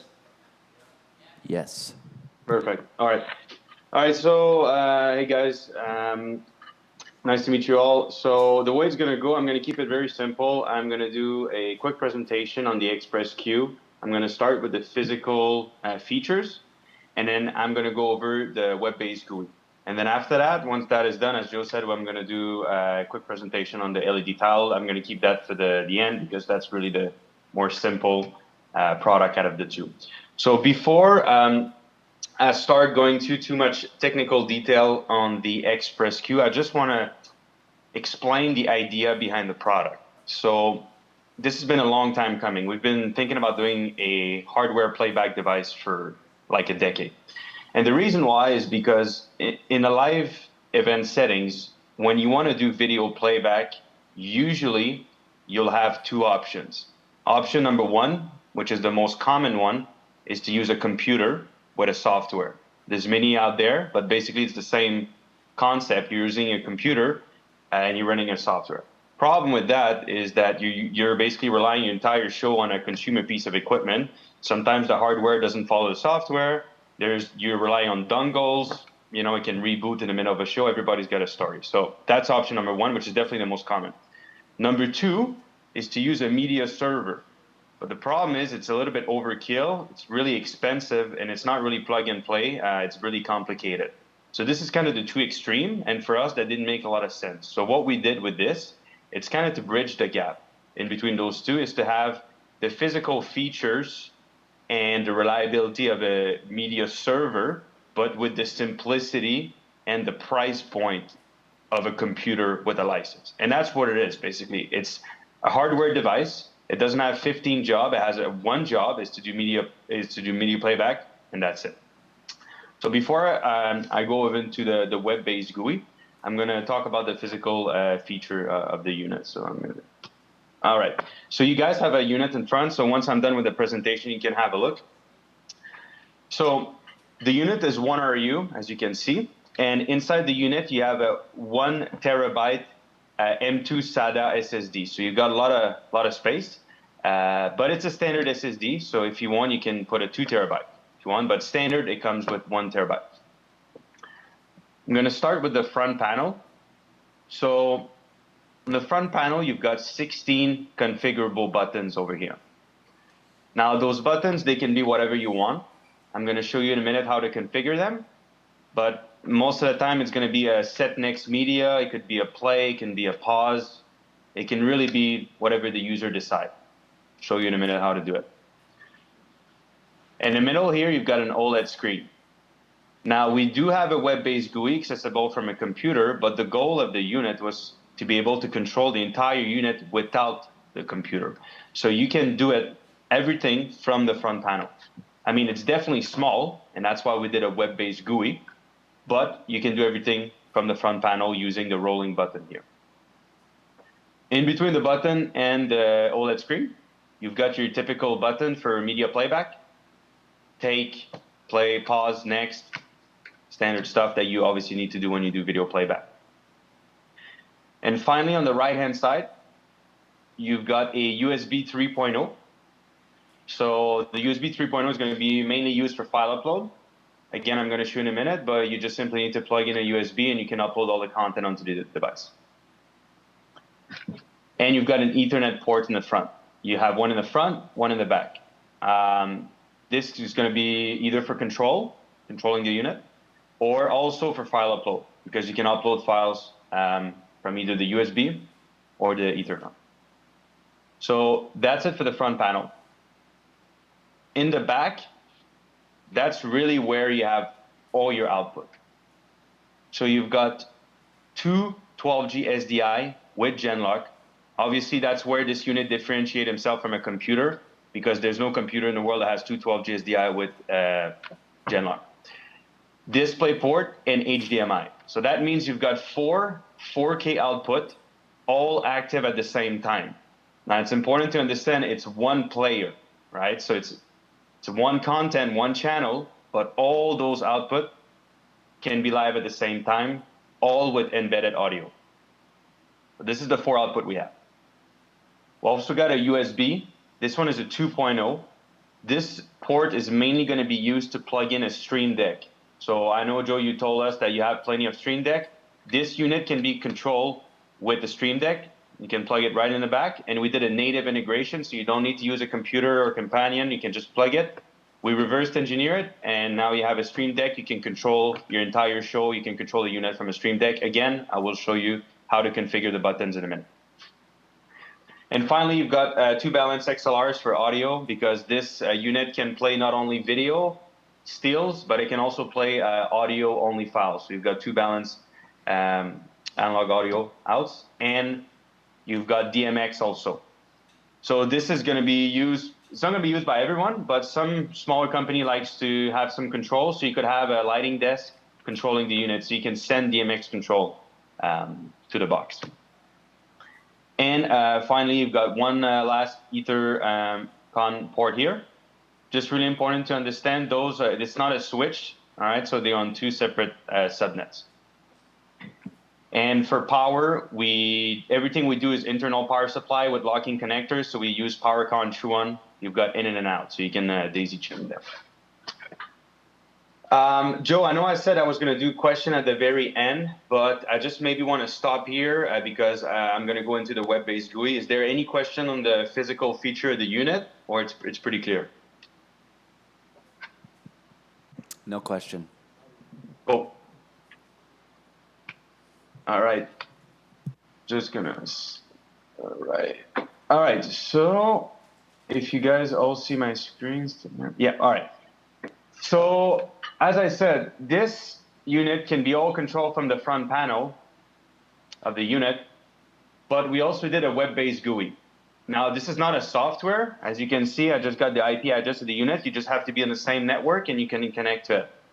Now, the web-based GUI is going to help you configure the unit and control the unit. Again, you don't need it, but it's easier to configure the unit. And it's important to understand that the difference between the player and a computer with a software, this is only a remote. All the playback comes from the unit. That's why it's more reliable than a computer. A computer, if you pull the plug on the computer, the whole show goes down. If you pull the plug on your computer that's controlling the player, the playback will still continue because everything is loaded on the device and everything comes from the device. So this is all need to configure it. So there's 6 tabs in the web-based GUI, which I'm going to go in. So the first tab is the main one. All right, it's 4-quadrant where you have your media here, your live queue, now playing, and up next.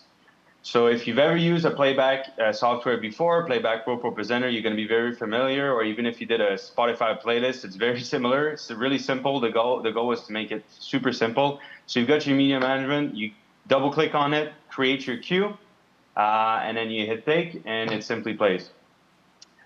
So you have a bunch of different settings you can change. So I'm not going to go over all of them, but you can change the trigger. So that means when you create your queue, you can make it that once a video ends, starts at the end of the other one, or you can make it to wait for the user to hit take. You can change the end transition of a clip, start point, end point, fade in, fade out, loop. You can loop each clip. You can loop the playlist. So those are not groundbreaking, but are very standard playback settings that you need to have in any playback solution. So as I said, it's split in 4 quadrants. You've got the now playing here, and you've also got a up next of what's happening. We also did a pretty cool dark mode. So when you're in the middle of a show, it's a nice little feature if you don't want to blind everybody behind you. And we also did a presenter mode. So the presenter mode is a read-only view. There's no settings, but if you've got a keynote speaker that wants to know what's happening, well, he cannot do anything, cannot change the playback, but he can just see. So you can just, as long as the iPad is on the network, you can check that on the iPad and you can see what's happening. Hold on a minute. I'm just going to move this. All right, go back to this. So this is for tab number 1. Tab number 2 is the media management. So basically what it is this quadrant here, but in bigger. So if we go into one of the clips, for example, I take this one, you double click on it, it opens what we call the inspector. So the inspector is where you're really going to go deep into the settings of each clip. So that means you can, again, change the start point, end point, change the audio of the clip. You can change the colorimetry of each clip. You can crop also each clip. And I'll show you in a minute, but you can not only crop each clip, but you can also scale the output. You got your preview here, and you've got all the additional information that you need. So this is really the same quadrant as this, but in a more advanced setting. So you can go and really modify the clip. And then once you're done modifying, for example, you want to add it to the queue, you just right-click, play next, and it's going to play next.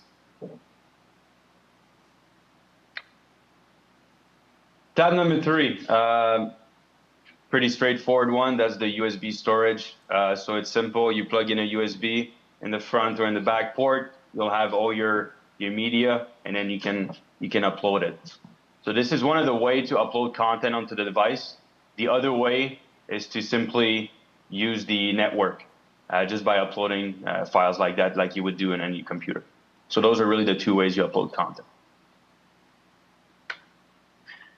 Tab number 3, that's a playlist management. So this is when you create your playlist.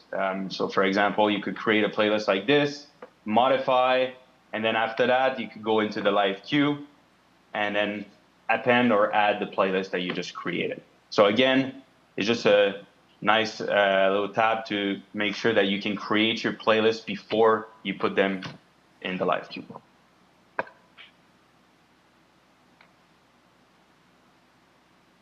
Tab number 5. All right, this one is a little bit more important. It's one of the most important tab. It's the hardware remote. So if you recall, when I first started talking, I showed you the front panel. So this is where you configure your front panel.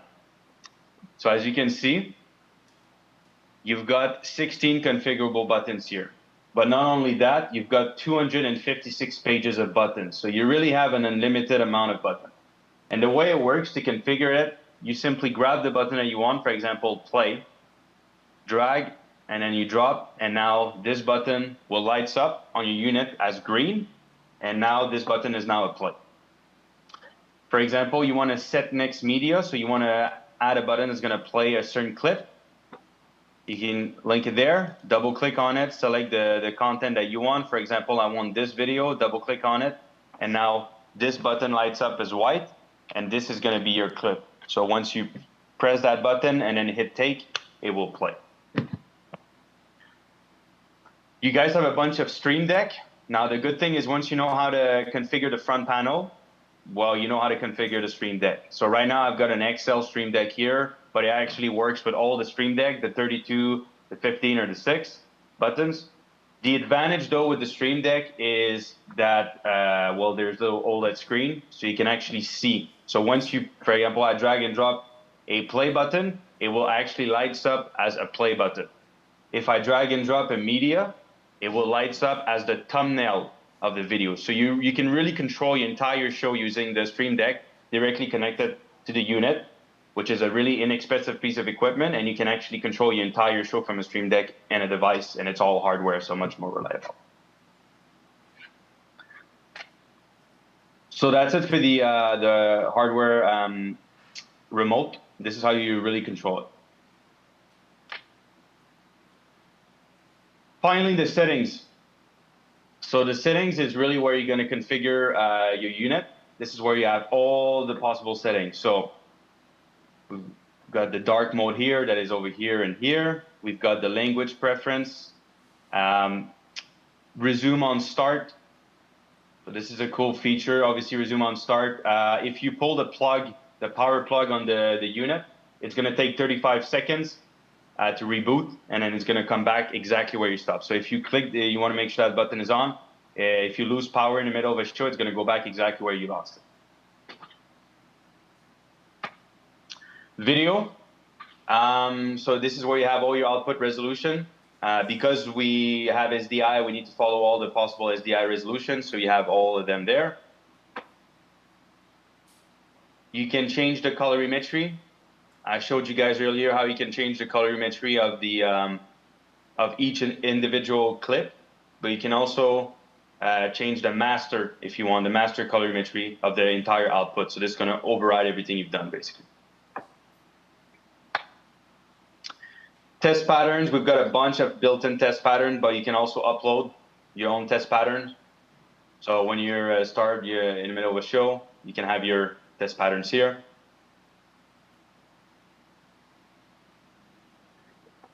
Geometry, if any of you guys have LED wall, then this is going to be an important settings.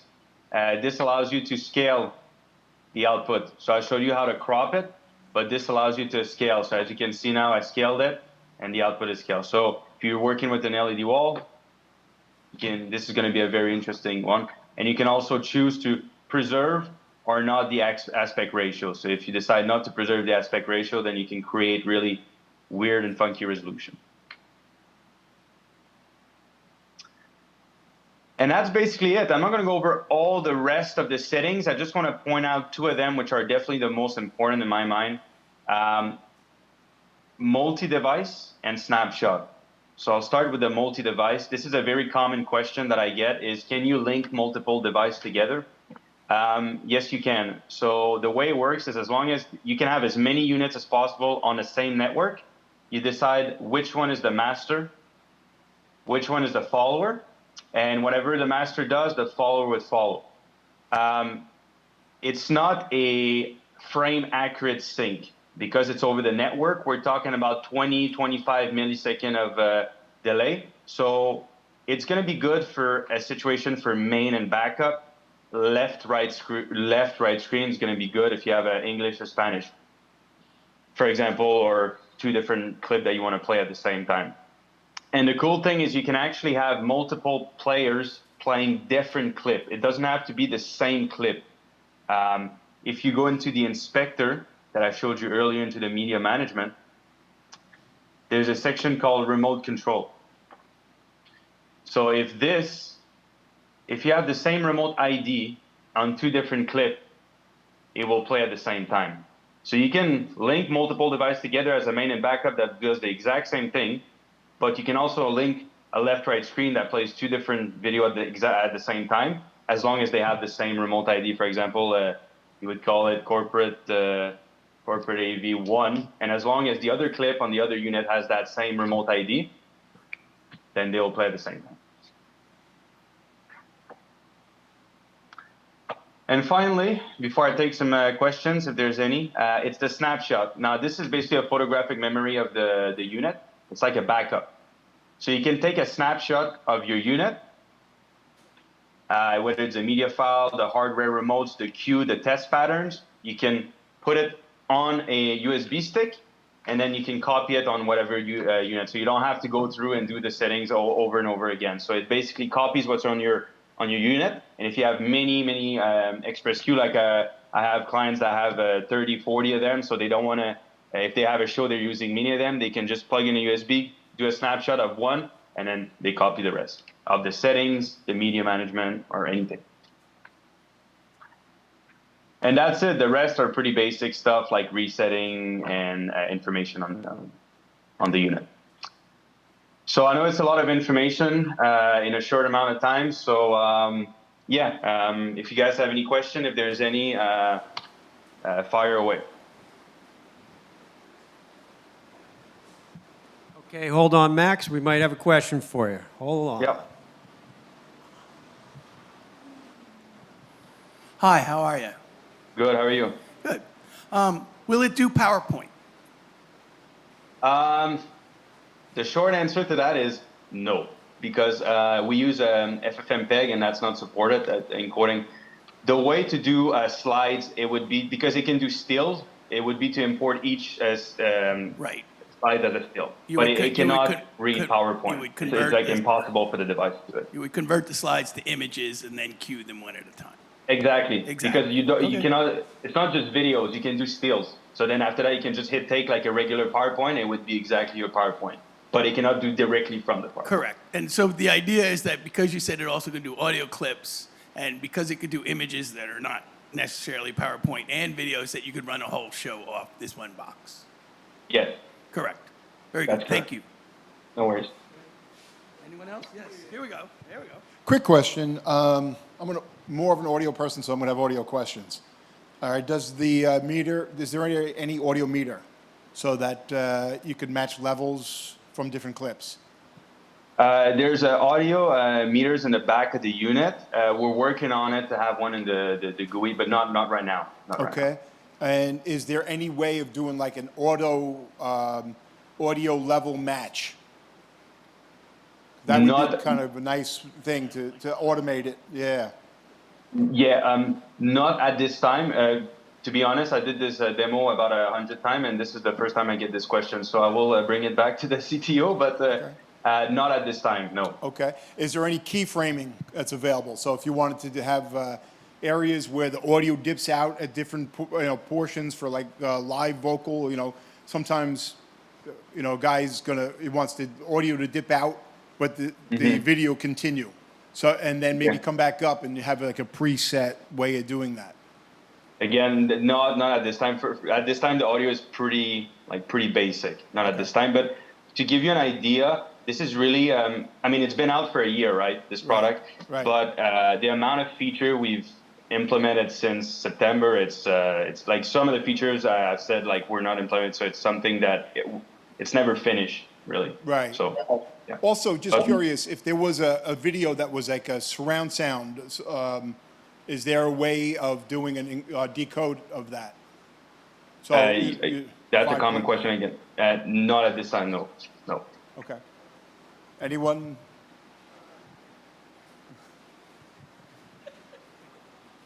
Let's just see if we have any. Do we have any questions online?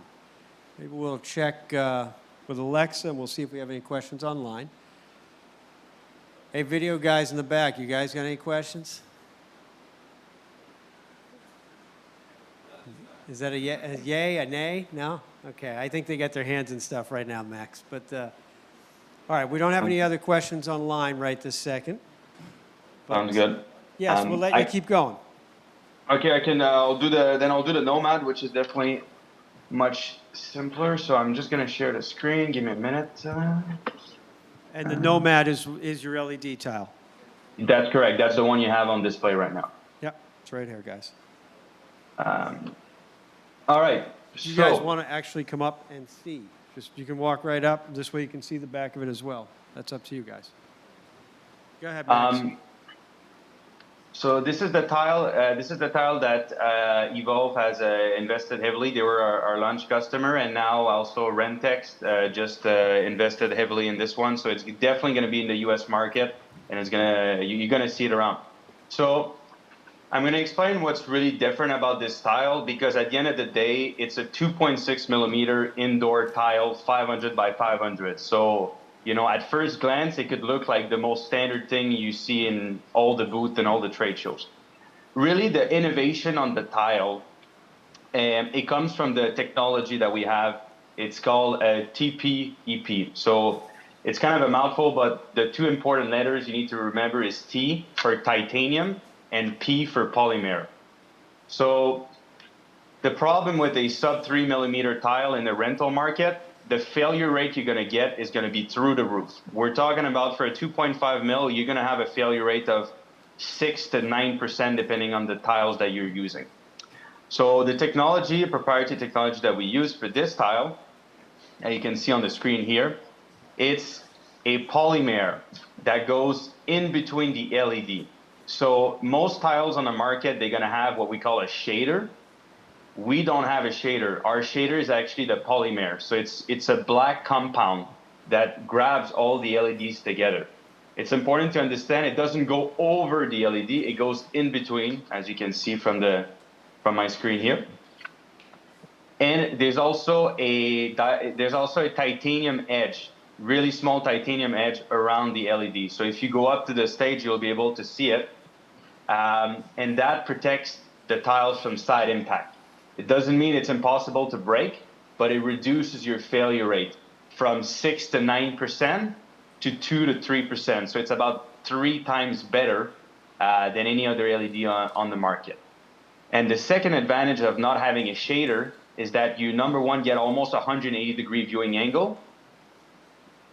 And on camera, it looks much better because it fights the Moore effect because there's less of a grid pattern. There's still a grid pattern, but there's less. So this is really the innovation with this tile. At the end of the day, it's still a workhorse rental market, 500 by 500, standard size tile. But the innovation is the durability and the fact that there's no shaders. Those are the two things. In addition to that, we have a refresh rate of 7680. There's only a handful of companies that have a refresh rate of 7680. We're one of them.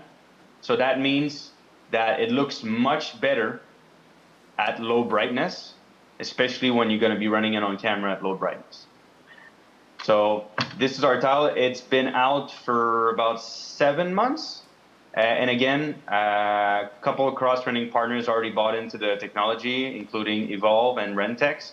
We've got a couple of other companies that already have them. So you will be seeing it in rental houses around the US. And one last thing is that it's also curvable. If you go on the side of the tile, you'll see there's an angle wheel, so you can actually curve 2.5 to 5 degrees concave and convex. So, and we are using Novastar, and we can also do Brompton. We do both, but at this time, the Brompton cards have a very long lead time, so all the panels we sold so far are using Novastar. Question from the audience here. Yes. Question is, when you're plugging these in, what's the way you configure them, or what do they need? Just power data, or can you go into that a little bit? Yeah, if you go in the back, you'll see here we have a weird-looking connector. So most tile they're going to be using, a 12 3-gauge PowerCon True One or PowerCon connector, and they're going to be using an EtherCon. We have our own connectors, which are called XVT. So that's why if you look at the back of the tiles, you'll see it's kind of weird. It's basically the same thing. It's just a connector that is different. It's a soldered connector, much more rugged. So that's just how you plug it. So you plug it from a fan out, or a regular fan out from a Sockaplex, or just a regular Edison to one of those connector. And same thing for the XVT9. So it's the same cable. It's just a much more rugged connector. Right, so power is like the 3-pin, and then the data is the 4? 9-pin. 9-pin okay, data. 9-pin. Thanks. Yeah. And just if I can add, this is something that scares a lot of people when you start to say proprietary connector. But the reason why we did that is our first generation of LED tiles in 2006. The EtherCon connector was a massive problem because it kept breaking all the time. It's not a connector made for live event or touring, so that's why we decided to go that route. And it definitely scares some people because it is technically proprietary, but it comes with barrels. So you're still running EtherCon. You just put a barrel, and then you go XVT9. So it's the exact same thing. It's just one little barrel more, and that's the same thing. Hold on, we got some other questions for you. Yeah. All right, getting back to what you were talking about with the connectors and possibly breaking or bending, do you have any issues with all the pins on the 9-pin? Because that seems to me to be a potential for an issue there. No, I mean, am I going to tell you we've never had a failure on those connectors? No, everything breaks at some point. Well, but it 99% better. It wasn't even remotely close. We sold maybe 2 million connectors, XVT9 connector, and like the amount of failures, it's like in a couple hundred or something like that. So yes, it does happen, but it's much more rugged. But it's not a common problem with the pins bending at all now. When it fails, the reason why it fails is because we're human. Sometimes we do a bad solder and then the solder breaks and it doesn't work. But it's not the pin breaking.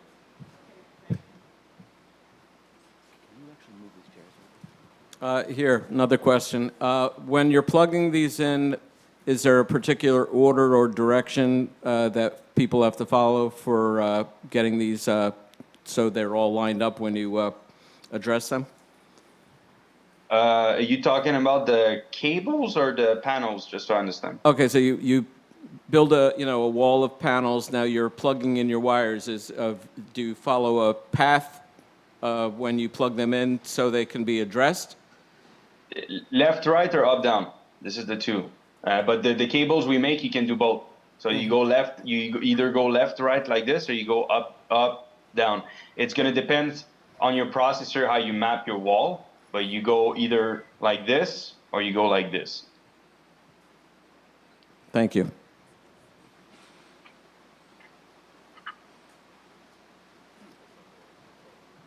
Other questions, anyone? Anyone online with questions, please type them in. All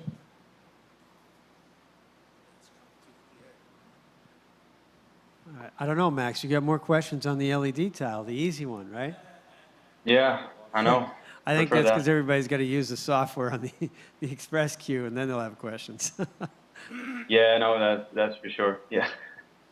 But no, we've got some comments online that said they like the fact the Xpresscue could connect to the Stream Deck, because over the last 2 years, people are much more comfortable with that. But I'm not seeing any other questions or hearing any other questions right this second. Okay. So I'll let you continue. Well, that was basically it. As I said, the tile is a pretty simple tile. I explained the difference, and those were the two products me and Benoit wanted to highlight. So if there's no more questions, I think I'm good on my end. Okay. Well, we appreciate all your help, Max. I mean, this is really great. I know you just came back from holiday and all, so this was we squeezed into your time a little.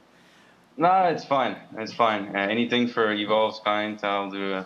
Not a problem. So yeah, if you guys have any questions, Joe, can share my email with anybody. I'm sure there's going to be some question on the GUI or the Xpresscue or the tiles, so you can reach out to me or Benoit directly. Well, that is excellent. Alexa, before we let Max go, anything online? Any other questions? All right. Well, listen, Max, thank you very much for all your time today. This is this is helpful. This is great stuff. Love the technology. Thanks, Joe. Very cool. And where are you, Max, anyways? Right now, Montreal. Montreal. Oh, one of our team members was just in Montreal. Yeah, well, it's relatively close to where you guys are. 6-hour drive. There you go. Well, look, that means you can come down for the next Pirate Year, no problem. Yeah, I prefer to do those things in 3 dimension. Can I ask one quick question? Oh, we do have one more. It just, let's just say, if you wanted to learn this piece of equipment, you don't own it. Is there a simulator available on your website? For the Xpresscue, The Xpresscue, yeah. Yes, the playback. Again, that's to go on the GUI. Yeah, that's something we're working on, is to have because at the moment it's not, you have to be connected to a unit. Right.